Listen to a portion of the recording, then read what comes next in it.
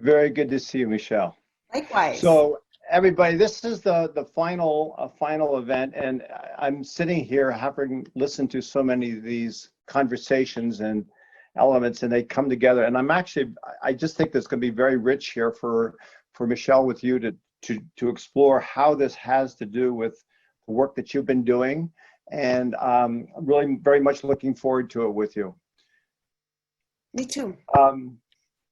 What I like to say is I'm Whit Raymond. For those of you who have not met me, I am an organizational consultant, and I work a lot on culture and leadership. And I say leadership as a process rather than leaders. And I think a lot about how you get people to manifest visions and what they're doing. So I'm really pleased to introduce Michele Wucker, who is the creator of the concept of the gray rhino, which many of you are very familiar with, and to have her on board with us. She is a leader in the global community. She is focused a lot on economic trends and finance and risk, but I'd like to have her share a little bit more about her background, and then she and I will dig into the conversation. So, Michele, a little bit more about you and your background. What would you like people here to know? Sure. Well, as you might have guessed, I'm obsessed with why people look at an obvious risk and deal with it or don't. It comes from a lot of places. I've actually been spending a lot of time working on my new book, which is actually about how we come to our own attitudes about risk and about doing things about them. I come from a family where there are wildly different attitudes on either side. My dad's parents had everything ready for the funeral, the menu, prepaid. They had everything but the date already chiseled onto the gravestones. And my mom's mother did not. I'll just leave it there. But completely opposite attitudes towards risk. My dad, I think, is still asking me if I'm on track to graduate college in 4 years. A lot of attention to detail. My mother, not so much, as an understatement. But I started out as a journalist and then went into think tanks, spent a lot of time in the policy world, really obsessed with questions about economic development, and then wrote about the restructuring of all the 1980s defaulted debt in the 90s. So spent a lot of time thinking about risk, sovereign risk, and saw so many examples, Argentina being the biggest one, of cases where there was a big, obvious problem coming right at everyone. So many missed opportunities to deal with it.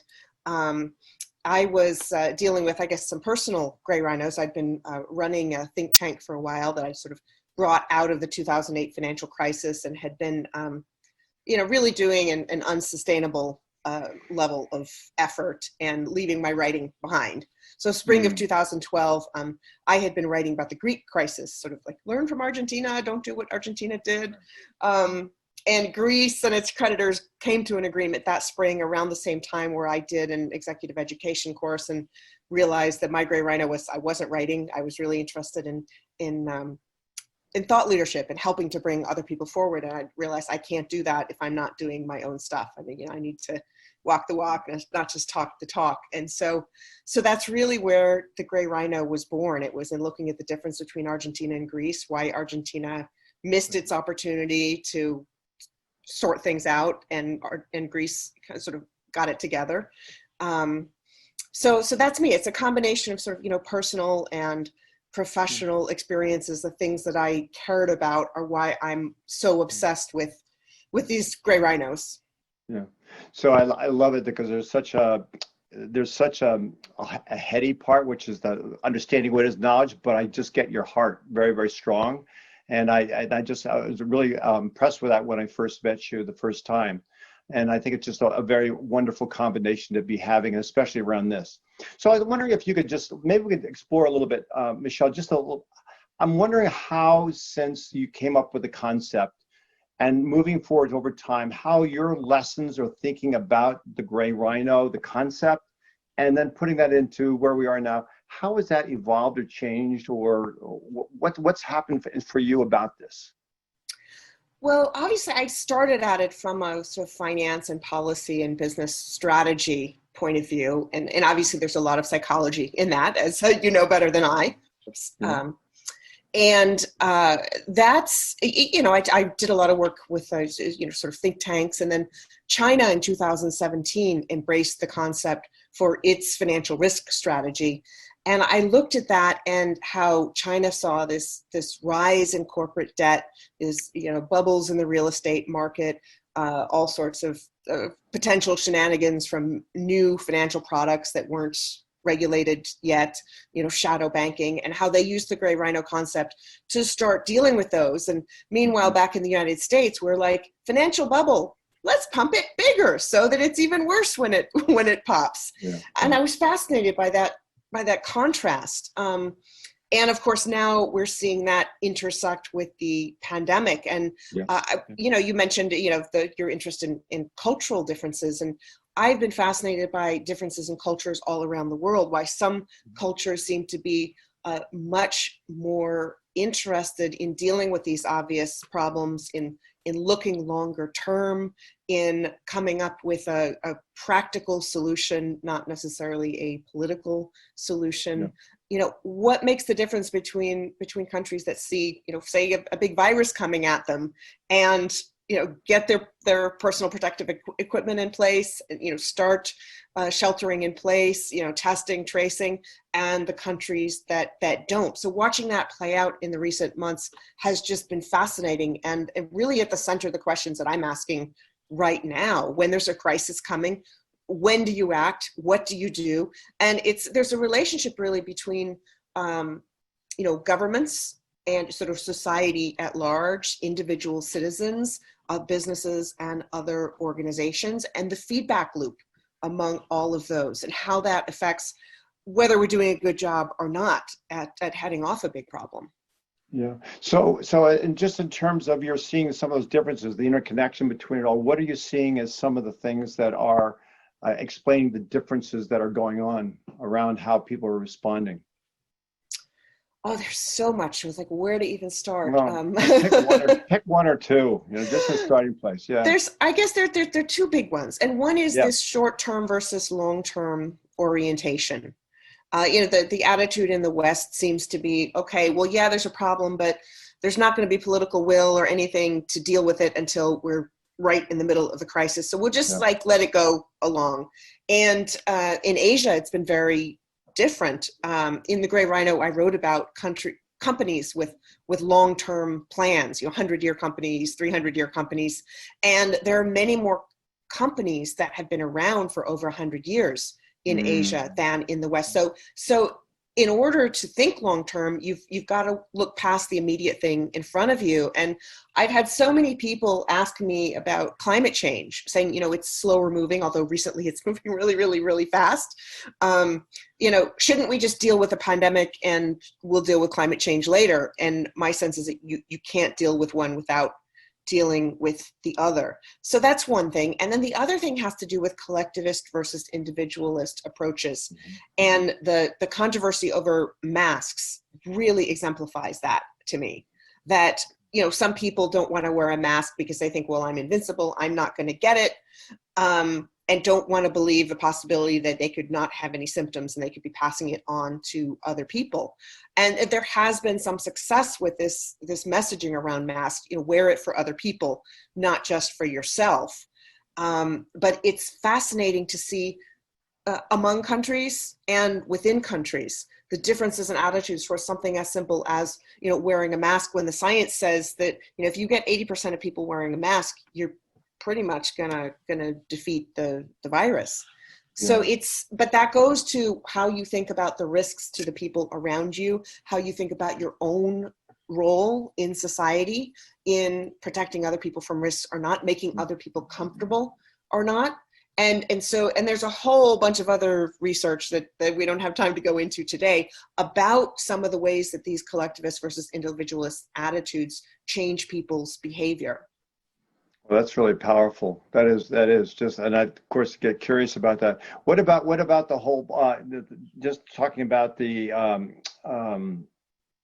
risk and your work that you're doing right now around the risk stuff, because clearly with the crisis right now, it's a big factor. There's people are dealing with that and uncertainty. So what are you doing in that area, just so people can be familiar? Also, I think I just noticed on the screen, Michele, somebody just said, could you explain what the metaphor is? And I should have started that out. So maybe if we could pause, if you could just give everybody just like, where did that metaphor of the gray rhino come from, just so that people could get grounded in that? Sure. Yes. So the gray rhino is the big thing that's coming at you. It's 2 tons. It's got a horn. That's the dangerous part. It's pawing the ground. It's snorting. It's getting ready to charge at you. Well, the rhino is big and dangerous with the horn. It's gray because some people know this. I learned this when I was 6 years old and promptly forgot it. But there are 5 rhino species, of which one is the black rhino, another one is the white rhino, and neither one of them is the color that they're called. They're actually all gray. So it's a metaphor for not paying attention to the obvious thing. It has a couple of cousins in the animal world. The black swan, which is so improbable, unforeseeable, you can't see it coming. A lot of people have used it as a cop-out, that, oh, couldn't have seen it coming, so I didn't have any responsibility to do anything about it. And then there's the elephant in the room, which by definition, nobody does or says anything about. It normalizes that idea. And it's something in the policy world you see so much. People have all these theories that they learned in those classes they had to sit through in graduate school, which I also did, about why things don't happen. And I didn't think that was okay. The gray rhino's dynamic. It's interesting. Some people have said, oh, it's far away, it's moving slow, it's charging, and it could be any of those things. It doesn't always behave the same way, and we don't always behave the same way. You've got a choice. Right. You let it run over you, you get out of the way, you let it run over someone else, or you harness the energy of the rhino and you find a way to use it to make change. And that's really what I'm encouraging people to do, and asking themselves, what's the gray rhino in front of me? What's coming at me? And what am I doing about it? And am I going to get run over? And if I don't want to get run over, am I doing the things that I need to do? So it's a real emotional connection in the great tradition of Aesop and children's authors. Yeah, I know I asked a question about risk, but it also brings up just the whole part about being able to stay connected with other people. So for one person, there's a gray rhino, somebody else that might not be, because it's not on the screen. But the importance we were just hearing in the last panel, for example, about the importance of being out there in communication with people so that you become more aware and you might be able to see the gray rhino when otherwise you wouldn't. Absolutely. And that's important in 2 ways. One, I get asked a lot, is this a gray rhino? What are the gray rhinos you see? And I've got very strong opinions on that. But the concept really works best when people own it for themselves. And not everybody's going to see the same gray rhino in the same way. And so I really encourage people to ask that for themselves. And the thing is that when not everybody sees it the same way, you really want to know what the people around you think. That can help you to empathize with them, to understand what they're afraid of, what they're hoping for. And then on the other side, we're humans. We're not always good at recognizing the things that we should. I talk to people and they're like, oh yeah, I know I was supposed to go to the dentist every 6 months. And, I do now because I've had gum disease because I've got celiac disease. So I'm like, every 3 months, go to the dentist. But there's so many people, they're like, yeah, my friends tell me I should dump that boyfriend. He's always cheating on me. Do they do it? No, they don't. And you need people around you to kind of, hit you upside the head when you're not paying attention to your own gray rhinos. So that's the other reason why you should be listening to the people around you. And also people will see different things happening in the community, in policy, in society, in business, who you really want to listen because they might be paying attention to different things from what you're paying attention to. Yeah. So there's an aspect which is you just deal with the current network that surrounds you, that you're a part of, and the other part is the outreach to find out more. So when people hear some things and it doesn't jibe with what you've got, you might want to be doing some reaching out. Absolutely. And, there's this phenomenon of confirmation bias and groupthink, which is when everyone is around right. you, you all as a group become blinded to the obvious things. The first person to say something in the group is likely to get everybody nodding their head around the table instead of saying, hey, shouldn't we also be looking at this, that, or the other? So I ask people two questions. And, one is, do you have the diversity of people around you to help to pay attention to things? If you're a company, do you have someone who's got your customer perspective, your supplier perspective, your investor perspective? What are they seeing? How are you meeting their needs?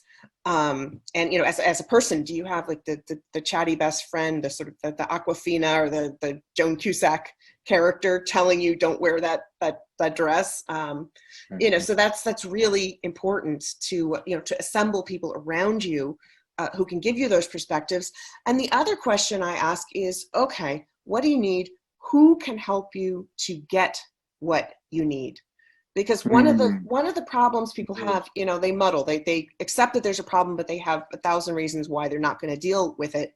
But if you shift from that reason of like why you can't solve a problem, shift it to this mindset of, okay, what do I need to solve the problem and who can help me get there? That opens up a whole new set of possibilities. Yeah, that's great. I also think about this difference between having some sense of some things yourself as an individual versus where other people are. I mean, for years I've been seeing dots, and things have been clear to me. I'm not surprised by what's been happening, but I know that in my conversations with other people, they're going, Whit, you're being a pessimist. They cut this stuff out. And I'm going, oh no, there's pessimism, there's optimism, and in the middle is called realism. And that's where I'm parking myself. So I think that's a struggle that you're highlighting there between yourself versus other people. Yeah, it's true. And what's very interesting is that the people around you can give you a sense of power that you might not necessarily think that you have. Some of the research about Asian versus Western attitudes completely blows out of the water all the stereotypes that a lot of Westerners have been raised with, particularly around risk perceptions. There was one study of sort of Chinese and Americans. They were asked to make some choices among financial options, sort of riskier and less risky. And ahead of time, they asked both the Americans and the Chinese, who's got higher risk preferences? And everybody thought that the Americans would, because that's kind of, how Americans think of ourselves. We've got, innovation, frontier spirit, where we've led the world in so many things. But what was very interesting was that in the study, the Chinese subjects were actually making more risky choices than the Americans, and it surprised everyone. And so the researchers asked them, why is it? So they went back to the subjects and they asked them how risky they perceived the choices to be, exact same choices. And it was very interesting. The Chinese participants perceive those things as much less risky. So that actually, if you look at the perception versus reality, both groups were taking on the same amount of risk. So then the researchers went and asked, they said, okay, why is this? And their theory actually goes back to this sort of collectivist point of view, is that because there's more of a sort of a strong social structure, because many Asians feel like their government is more empowered to deal with some of these problems. They're not going to let it get out of hand. They're actually willing to take certain risks because they feel there's a safety net there.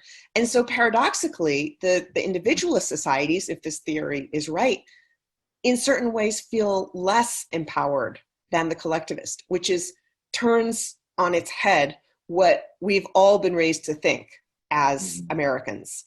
And I think it's really something worth looking at, is that you actually are stronger when you've got a network, you've got people who got your back, and has all sorts of implications for, for entrepreneurship, the kind of decisions people make in personal development. Are you going to stay at that job that you hate and everybody knows that you hate, because you've got the health insurance?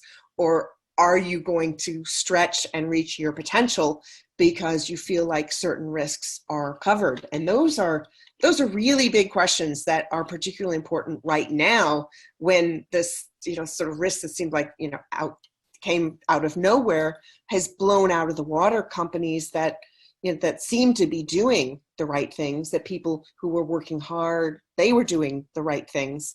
And, whose responsibility is it to insure against that risk, to protect you? And those are the kind of questions that we asked during the Great Depression. And I think we need to be asking those again. Look at the institutions set up during the Great Depression to protect people from risks that we've seen have been eroded over recent years. How might we reimagine those for the future in a way that encourages human potential, that encourages economic activity, that creates jobs and quality of life, and not so many of the negative externalities that we've been seeing right now? We haven't been protecting people from the risks that fossil fuel companies create, or financially irresponsible companies create. And it's a whole huge set of questions. It's hard to get your head around, but we've got a whole huge set of questions in this crisis to get out of it. Yeah. What's your sense about what it's going to take for us to move through this and really come out with some kind of a stronger place? Some of it, I think, really involves this mindset change. In January, all these people were coming out and saying, and then into February, as the extent of the problem started to get bigger, they're saying, "Oh, this is a black swan. Nobody could have seen this coming." When in reality, all of these epidemiologists, Bill Gates, so many people, you can't even count them, were saying, "Hey, we're not prepared." In fact, in the Gray Rhino, I was writing it during the Ebola crisis, and wrote a little bit about that. And of course, that was a situation where in Africa, you had hospitals that didn't even have the most basic things, like they didn't have Tylenol. And that talked about the importance of having a robust healthcare system to deal with a pandemic. So there was this sort of, long-term outlook, all these people saying we need to do this, and other people had shorter-term priorities. And, so we really need to change that. And then, as this pandemic became closer and closer, there were all sorts of reasons why people didn't want to be more aggressive in fighting it. And we've seen a lot of different consequences. But that also comes down to this question of, we can't do this because, and I think we need to stop saying that. We need to switch to, what does it take? We're seeing right now the huge costs of not dealing with a number of systemic problems. These are the kinds of things that the UN Sustainable Development Goals have been trying to get at. And so right now we've got this awareness of the problem. We need to switch away from this linear approach to a systems thinking approach. How do we solve this set of problems to get us moving forward? How do we switch from, these are the reasons why we can't do it, to what does it take and how do we get there? And take advantage of the fact that right now, policymakers are doing things that, 6 months ago, we couldn't have imagined them doing. This, helicopter money, or revival of this universal basic income concept, all sorts of things. So, but the main thing is really this mindset shift. Stop saying, black swan, nobody saw it coming. Let's focus on the things that we can see coming, even if we don't know exactly what shape they're going to take or when they're going to happen, but things that we know enough about that we can put solutions in place to protect us from another systemic collapse like the one that we're going through. Here's a dilemma that I see, or question. I love the concept. That's great. We need to change your mindset. But what do you do with me when I'm sitting there saying I can't for reasons X, Y, Z, because I'm putting down the virus. My mind is not in there, and I need to find some way to get over the hump, so I can start to see the possibility that there is a different way. Because I can get very stuck in where I am, and I think that's a lot of what I see. There's a lot of that going on. There is. And, way too often we see that what gets people unstuck is a big, huge crisis. That's where we get that old cliche, a crisis is a terrible thing to waste. So that's part of it. But there are some people who, proactively look at things. I think being around people who have identified problems and are dealing with it, envisioning a better future for yourself, I've talked with a bunch of life coaches during some of the research I've been doing recently, and they've said it's really two things. It's people who are forced to change because of a crisis, Right. or it's people who within themselves find this aspiration. What do they want the world to look like, and what are they going to do? And it takes a special kind of person to go through that process. But it's, in a way, people who go through college, people who go through lots of sort of trainings, will start making some of those transformations. And it's something I think we'll see a lot more of as people lose their jobs. They're trying to figure out what's going to be next. We see often during recessions, a lot of people going back to school. So it's a decision. The crisis is going to help a lot of those decisions along. But it's picking who we want to be around, and it's picking who we ourselves want to be. Right. And then riding the river that we're on right now, because right now the COVID has certainly brought attention to, for example, racism. You could say, it's been sitting there for how many hundreds of years, and here we are starting to look at it, and hopefully we'll see what's going to be put in place to support it. But this is a crisis that is driving some of that. But the other part you're saying is also people might do it because of something inside them in terms of what their values, their beliefs. And it goes down to this question of agency. It's funny, since 2016, that term has come up so much in the media. And, before you'd only see it in obscure academic papers. And a year or so ago, I saw Gwyneth Paltrow quoted about, the importance of a sense of human agency. And, my mind exploded when I saw that. But it's so important. The sense of control over things and voluntariness of whether you're accepting a risk or not, that has so much to do with the way our brain processes risks and how we respond to them. And, that goes to the political environment, the society, how you were raised, but really reevaluating that question on climate change. People have a lot more power than they think they do, and I make this point all the time. There was a study that Rare did of all the Project Drawdown responses, the behavioral responses in particular, that those could reduce emissions by, I think, between I think it was around 20% and 37%. Really? That's just like mass adoption of individual behavioral changes. That's a lot of power that each individual has when people are doing things together. And we need to realize that, because once we do, it gives us so much power over the future. Yeah, that's great.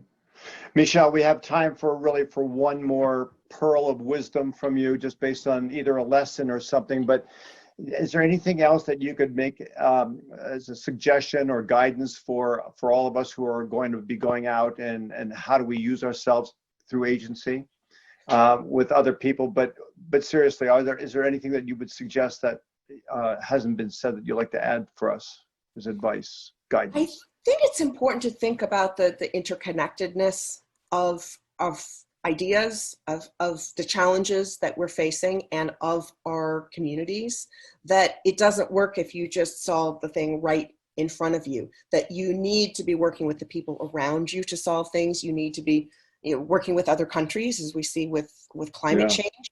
And you need to realize that sometimes one problem is related to another one, that inequality is related to climate change, which is related to financial fragilities and some of the crazy stuff we're seeing in the markets right now, that you need to take a broader approach at how all those things fit together, and don't just solve one thing at one time.